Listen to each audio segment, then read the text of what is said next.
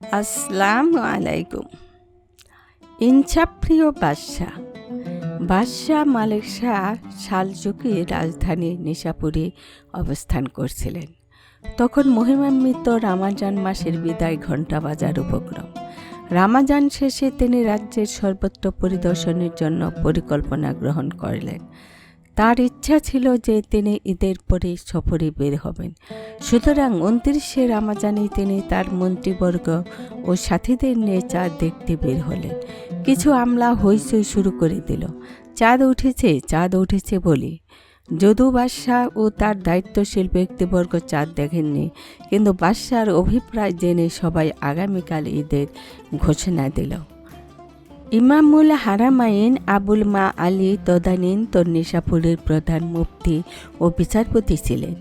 তিনি আগামীকালের ঈদের কথা জানতে পেরে সারা দেশে ঘোষণা করে দিলেন, আগামীকাল পর্যন্ত রামাজান মাস। সুতরাং যে রাসূলের সুন্নাতের অনুসরণ করতে চায় সে যেন অবশ্যই আগামীকাল সিয়াম পালন করে। ঈদের আনন্দে নিশাপুরবাসী যখন ফুর্তিতে মত্ত ছিল, ঠিক সেই সময় ইমামুল হারামাইনের ঘোষণায় তারা অভিভূত হলো। বাদশার নির্দেশ মতো আগামীকাল যদি ঈদ না হয় তবে সেটা বাদশার জন্য অপমানজনক হবে। সুলতান বদমেজাজি ছিলেন না, তাই ইমামুল হারামাইনের ঘোষণায় দুঃখিত হওয়া সত্ত্বেও নির্দেশ দিলেন তাকে সসম্মানে রাজদরবারে হাজির করা হোক। দুষ্ট প্রকৃতির মন্ত্রীরা বাদশাকে খেপাবার জন্য বলল, যে ব্যক্তি বাদশার নির্দেশ অমান্য করে সে কখনো সম্মানের পাত্র হতে পারে না। বাদশাহ মুফতি সাহেবের প্রতি রাগান্বিত হলেও ধৈর্যের সাথে রাগ দমন করে বললেন, আমি তার সাথে সরাসরি সাক্ষাৎ করতে চাই। প্রকৃত বিষয় না জেনে কোনো উচ্চ মর্যাদা সম্পন্ন ব্যক্তিকে অসম্মান করা মোটেও সমীচীন নয়।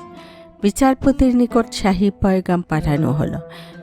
বিচারপতি পয়গাম পেয়ে মনে করলেন দরবারে পোশাক পরতে গেলে হয়তোবা দেরি হয়ে যাবে, তাই তিনি যে পোশাকে ছিলেন ওই পোশাকে রাজদরবারে রওনা হলেন। দরবারের প্রধান ফটকে তাকে বাধা দেওয়া হলো, কারণ সাধারণ পোশাকে রাজসভায় প্রবেশ নিষেধ। ওইদিকে হিংসুটে লোকেরা বাদশাকে উস্কে দিয়ে বলল, এ ব্যক্তি আপনার হুকুম অমান্য করেছে, আবার সাধারণ পোশাকে রাজদরবারে এসে আপনার সাথে বেয়াদবি করেছে। বাদশার মেজাজ আরও বিগড়ে গেল। তবু তিনি বিচারপতিকে শাহী মহলে আসার অনুমতি দিলেন। বিচারপতি ভিতরে প্রবেশ করা মাত্রই তাকে প্রশ্নবাণে জর্জরিত করে বললেন, এ অবস্থায় আপনি কেন আসলেন? দরবারে পোশাক পরেননি কেন? এবার বিচারপতি আবুল মা আলী নিঃসংকোচে উত্তর দিলেন, হে বাদশাহ, এখন আমি যে পোশাক পরে আছি তাতেই আমি সালাত আদায় করি, যা শরিয়াতে জায়েজ। সুতরাং যে পোশাকে আমি বিশ্ব চরাচরের রাজাধিরাজ মহান আল্লাহর দরবারে হাজির হতে পারি, সেই পোশাকে আপনার দরবারে আসা কি অন্যায়? তবে হ্যাঁ, নিয়ম অনুযায়ী এ পোশাক দরবারি নয় বলে এটা শিষ্টাচারে বহির্ভূত নয়। কারণ আমি ভেবেছি দেরিতে আসলে আমার দ্বারা মুসলিম বাদশার নির্দেশ লঙ্ঘন না হয়ে যায় এবং ফেরেশতারা যেন আমার নাম নাফরমানদের খাতায় না লিখে নেন। এজন্য আমি যে অবস্থায় ছিলাম সেই অবস্থায় চলে এসেছি।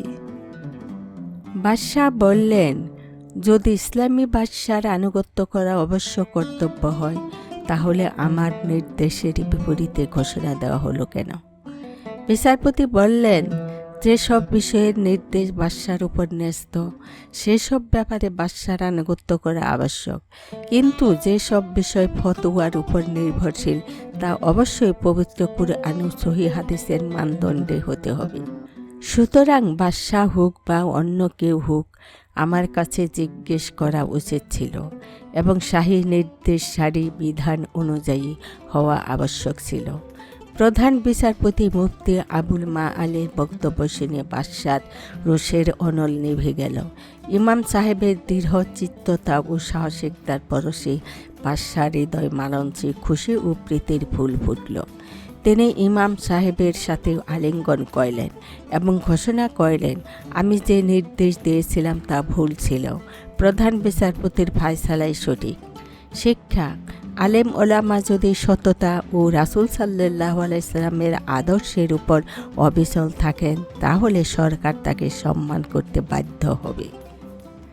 যিনি যত বড় দায়িত্বশীল, তাকে তত বেশি ধৈর্যশীল হতে হয়। বিশেষ করে কোনো রাষ্ট্রে ইনসাফ প্রতিষ্ঠা করতে হলে সরকারকে অবশ্যই ধৈর্যের পরাকাষ্ঠা প্রদর্শন করতে হবে। ধৈর্যহীন ব্যক্তি রাষ্ট্রের বা দলের নেতৃত্ব দেওয়ার যোগ্য নয়। সরকারের সাথে সব সময় একদল ধূর্ত ও চাটুকার লোক থাকে, যারা নিজেদের স্বার্থ চরিতার্থ করার জন্য নীতিবান মানুষের গলায় অপবাদের উন্মুক্ত কৃপাণ চালাতেও কুণ্ঠাবোধ করে না। কোনো বিষয়ে পরিষ্কারভাবে অবগত না হয়ে যে কোনো সিদ্ধান্ত নেওয়া আদৌ কোনো আদর্শ শাসকের পরিচয় নয়। দেশের আলেম ওলামা সর্বোচ্চ সম্মানের অধিকারী। সরকারের শরিয়াত বিরোধী কোনো নির্দেশ মানতে জনগণ বাধ্য নয়। মালিক শাহ সুলতান আর্সালান সালেজুকির পুত্র ছিলেন। তিনি 1073 খ্রিস্টাব্দে সিংহাসনে আরোহণ করেন। নিশাপুর এ রাজ্যের রাজধানী ছিল। বাগদাদ, হারমাইন শরীফাইন, এমনকি বায়তুল মাকদিসেও তার নামে খুতবা পড়া হতো। তিনি 15 শাওয়াল 488 হিজরি মোতাবেক 18 নভেম্বর 1109 খ্রিস্টাব্দে মাত্র 37 বছর বয়সে ইন্তেকাল করেন। তার মৃত্যুর মাধ্যমে সালজুকি রাজত্বের অবসান ঘটে। আসসালামু আলাইকুম।